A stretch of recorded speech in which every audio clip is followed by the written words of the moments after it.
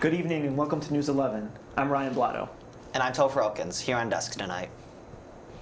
First up, in local news, university police have given a word of caution to students on campus.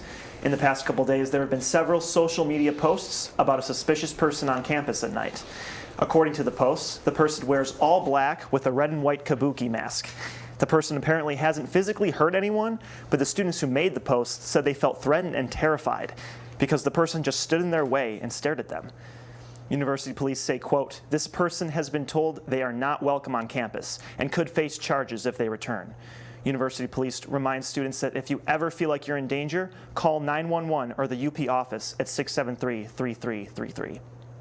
In other campus news, a petition is circulating around social media this week calling action for more school participation with the Black Lives Matter movement. Tim Snyder, the SA chair of Student Diversity of Student Relations, started a petition that has gotten over 1,000 signatures. The petition hopes to get a Black Lives Matter mural painted on a campus street.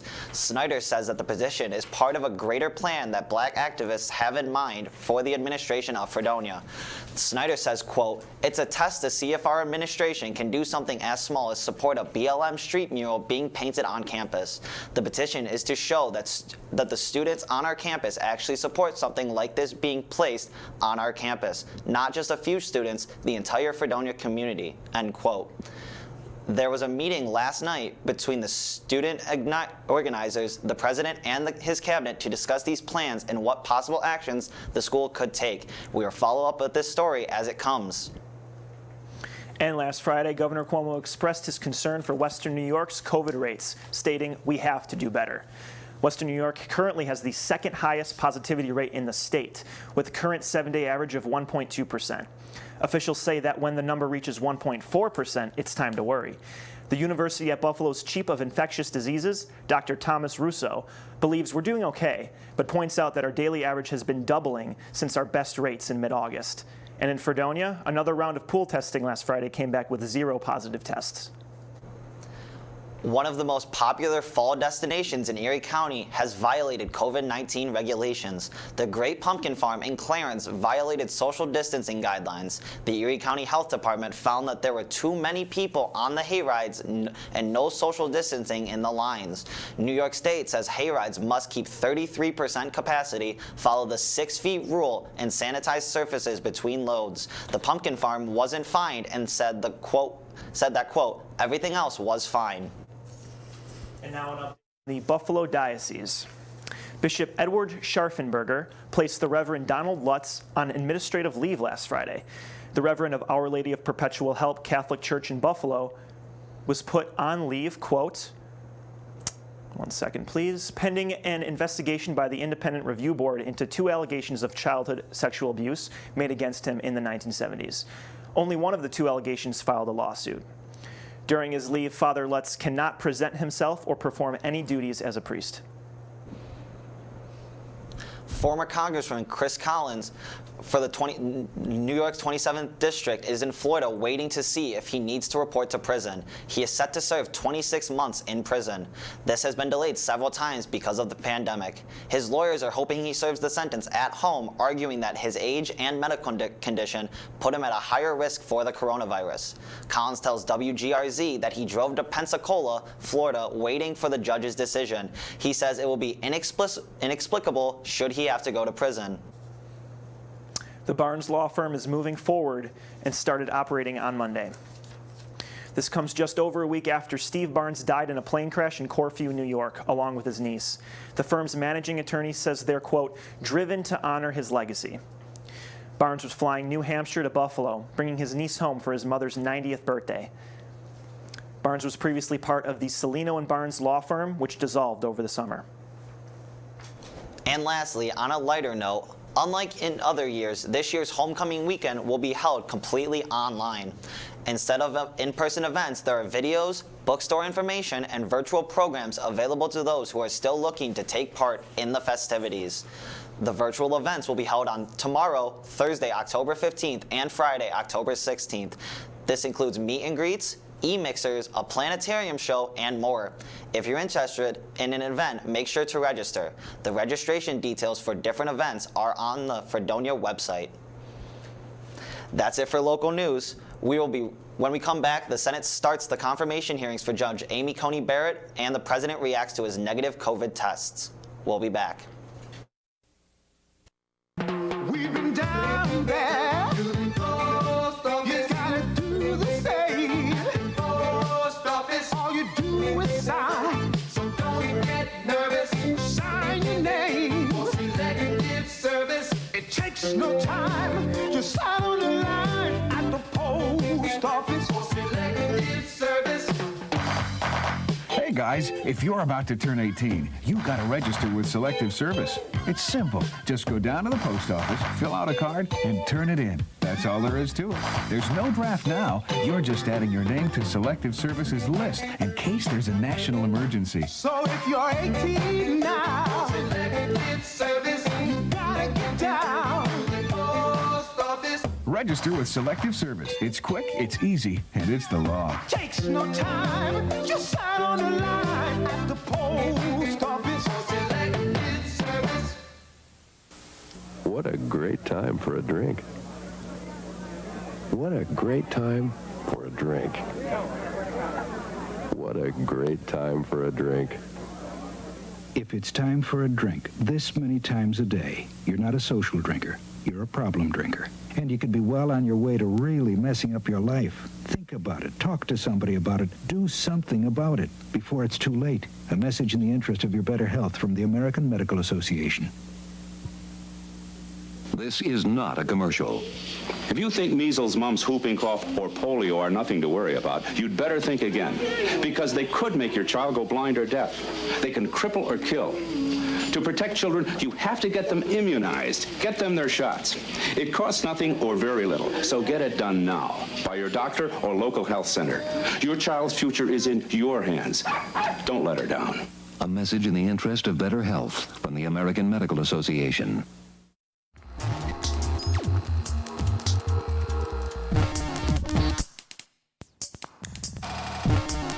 The Supreme Court hearings of Amy Coney Barrett are in full swing. The hearing started Monday and will be in session until tomorrow, Thursday, October 15th. On day 2, Barrett was asked if she agreed with the late Justice Scalia's views on Roe v. Wade and how he believed the outcome was wrongfully decided. I express a view on a precedent one way or another, whether I say I love it or I hate it. It signals to litigants that I might tilt one way or another in a pending case. So on something that is really a major cause with major effect on over half of the population of this country, who are women, after all, it's distressing not to get a straight answer. The Senate is expected to vote on Barrett's confirmation on October 22nd. And yesterday, President Trump's physician doctor, Sean Coney, says the president tested negative for COVID-19 on consecutive days. He didn't say which days specifically. After the announcement of the negative tests, the president tweeted that he is immune to the virus, saying, quote, "I can't get it and I can't give it. Very nice to know." Twitter has flagged the tweet as spreading misleading or harmful information about the pandemic. On Monday, he said the president was no longer a transmission risk, but specify whether Trump actually tested negative. This made many struggle to decipher what that statement meant. Instead of an in-person or virtual debate, the two presidential candidates might each have their own town hall-style events on separate networks tomorrow night. Joe Biden will be doing a solo town hall event hosted by ABC's George Stephanopoulos in Philadelphia. And President Trump is in talks to do one of his own on NBC, hosted by Savannah Guthrie. However, whether it happens depends on whether he tests positive for the coronavirus. The Commission on Presidential Debates canceled the second debate. It was originally scheduled for tomorrow evening, the 15th. After the president's COVID diagnosis, the commission initially changed the town hall debate to a virtual format. President Trump refused to participate in what his son called a, quote, glorified conference call, close quote. And there's been some back and forth in Washington when it comes to dealing with the pandemic. President Trump is reversing his previous opinions on a second wave of stimulus checks. Trump now claims he will produce a bigger relief package than the Democrats could offer. Previously, Trump claimed he would hold off on a second wave of stimulus checks until after the election.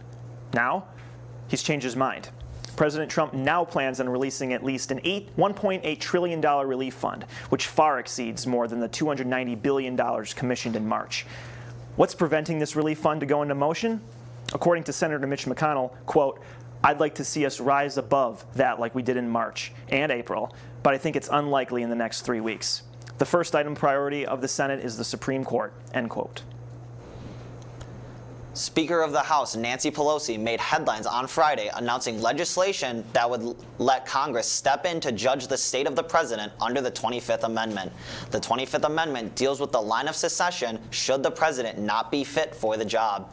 The bill announced by Pelosi would set up a committee to assess the president's ability to lead.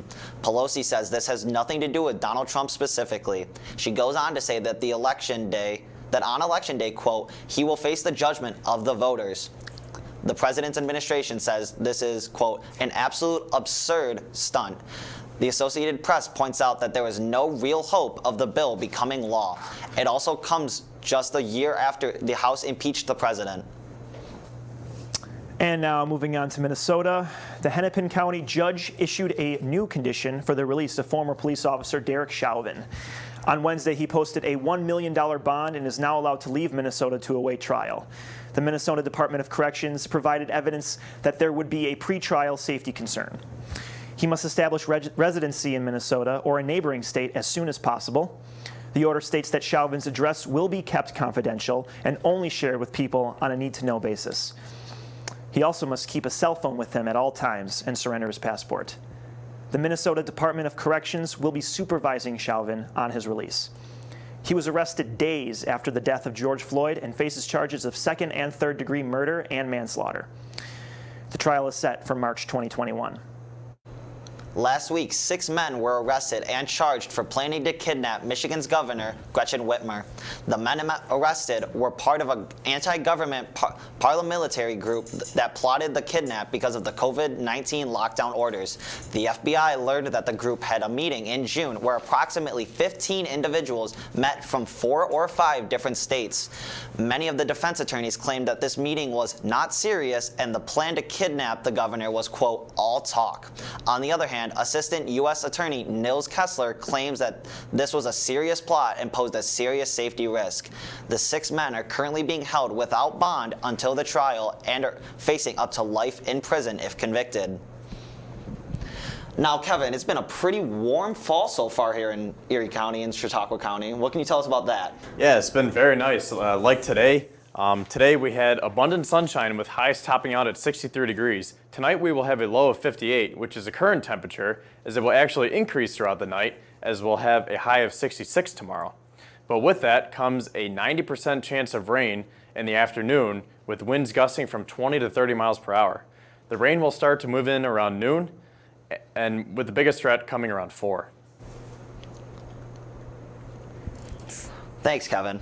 After the break, it's international headlines from the Nobel Prizes to a hurricane in the Gulf. Plus, a look at sports. We'll be back. We've been down there. You gotta do the same. Post office, all you do is sign. So don't get nervous. Sign your name. For selective service, it takes no time. Just sign on the line at the post office. For selective service. Hey guys, if you're about to turn 18, you gotta register with Selective Service. It's simple. Just go down to the post office, fill out a card, and turn it in. That's all there is to it. There's no draft now. You're just adding your name to Selective Service's list in case there's a national emergency. So if you're 18 now, Selective Service, you gotta get down to the post office. Register with Selective Service. It's quick, it's easy, and it's the law. Takes no time. Just sign on the line at the post office. Selective Service. What a great time for a drink. What a great time for a drink. What a great time for a drink. If it's time for a drink this many times a day, you're not a social drinker. You're a problem drinker. And you could be well on your way to really messing up your life. Think about it. Talk to somebody about it. Do something about it before it's too late. A message in the interest of your better health from the American Medical Association. This is not a commercial. If you think measles, mumps, whooping cough, or polio are nothing to worry about, you'd better think again, because they could make your child go blind or deaf. They can cripple or kill. To protect children, you have to get them immunized. Get them their shots. It costs nothing or very little, so get it done now by your doctor or local health center. Your child's future is in your hands. Don't let her down. A message in the interest of better health from the American Medical Association.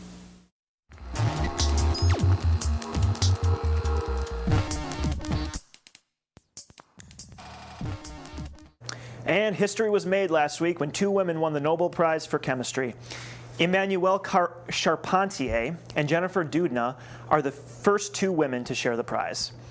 They discovered what they call genetic scissors. This is a way of cutting DNA and making very precise changes in living cells. Their discovery could be used to help treat many diseases. But a chemistry professor at the University of Texas, El Paso, says this is a way of playing God. In response to the win, Dr. Charpentier says, "I wish that this will provide a positive message specifically for young girls who would like to follow the path of science." And the two women will split the prize money, a little over $1.1 million. Prince William and Sir David Attenborough joined forces to announce a new environmental award, the Earthshot Award. Inspired by John F. Kennedy's Moonshot Challenge to get a man on the moon by the end of the 60s, the Earthshot Award will award 5 prizes each year for the next 10 years. The prizes, $1.3 million each, will go to the solutions that tackle some of the biggest environmental problems around the world. Prince William says that while they may not be able to completely change the world in 10 years, he hopes valuable tools will come out of this, just like with the moon landings. He also says that the resources being used to deal with the pandemic should be used to combat climate change. Nominations are open on November 1st with the first award ceremonies in London next fall. Hurricane Delta battered the Yucatan Peninsula in Mexico late last week.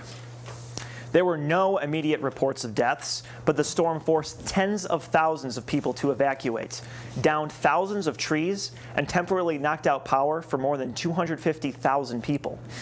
The storm picked up more strength before hitting the U.S. Gulf Coast in Creole, Louisiana. It came 6 weeks after Hurricane Laura hit the Gulf. The storm derailed a train in Georgia, and almost 150,000 don't have power across Louisiana, Texas, and Mississippi. In total, there are 6 deaths related to the storm. 5 hurricanes have made landfall this year, the most since 2005, while 10 named storms have hit the continental U.S., the most since 1916. Man, derailed a train. I can't believe the power the wind has on this earth. Yeah, just crazy. But let's talk about sports. So last night, the Buffalo Bills were defeated by the Tennessee Titans 42-16. Josh Allen completed 26 of 41 attempts, had 263 yards, 2 touchdowns, and 2 interceptions. Ryan Tannehill threw 21 of 28 and had 195 yards and 3 touchdowns. The Bills are still in first place of the AFC East Division with a record of 4-1. Tennessee are also in first place with a record of 4-0 in the AFC South Division.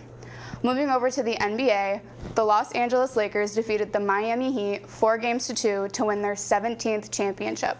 The Lakers won 106-93 in Game 6. LeBron James had 28 points, 14 rebounds, and 10 assists. Anthony Davis had 19 points, 15 rebounds, 3 assists, and 2 blocks. LeBron James was also named the Finals MVP for the 4th time. Now moving over to the Major League Baseball, the American and National Championship Series are underway.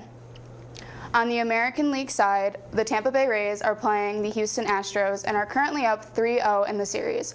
Another win for them tonight will clinch them in the World Series. The Los Angeles Dodgers are facing the Atlanta Braves on the National League side and are down 2-0 in the series. The National League Series game starts tonight at 6:05 on Fox Sports 1, and the American League Series tonight starts at 8:40 on TBS. I had to turn off that Bills game last night. I couldn't watch it. Yeah, everyone in my household is a Bills fan, so I could not root against them because I'm a Cowboys fan. Yeah, it was just embarrassing, to say the least. Definitely. All right, well, we'll go to a short break, and when we come back, we'll talk about some odd news, and we'll have Kevin to refresh us on the weather again. We've been down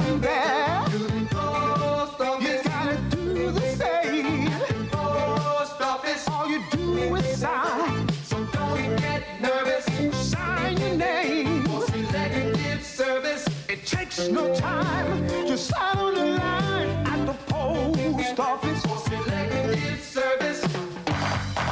Hey guys, if you're about to turn 18, you got to register with Selective Service. It's simple. Just go down to the post office, fill out a card, and turn it in. That's all there is to it. There's no draft now. You're just adding your name to Selective Service's list in case there's a national emergency. So if you're 18 now, selective service, you gotta get down to the post office. Register with Selective Service. It's quick, it's easy, and it's the law. Takes no time, just sign on the line at the post office for selective service. What a great time for a drink. What a great time for a drink. What a great time for a drink. If it's time for a drink this many times a day, you're not a social drinker. You're a problem drinker. And you could be well on your way to really messing up your life. Think about it. Talk to somebody about it. Do something about it before it's too late. A message in the interest of your better health from the American Medical Association. This is not a commercial. If you think measles, mumps, whooping cough, or polio are nothing to worry about, you'd better think again, because they could make your child go blind or deaf. They can cripple or kill. To protect children, you have to get them immunized. Get them their shots. It costs nothing or very little, so get it done now by your doctor or local health center. Your child's future is in your hands. Don't let her down. A message in the interest of better health from the American Medical Association.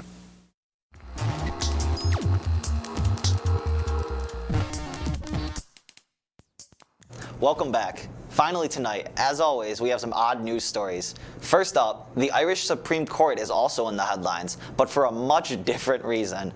The court rules that the buns sold by the sandwich chain Subway are not legally bread.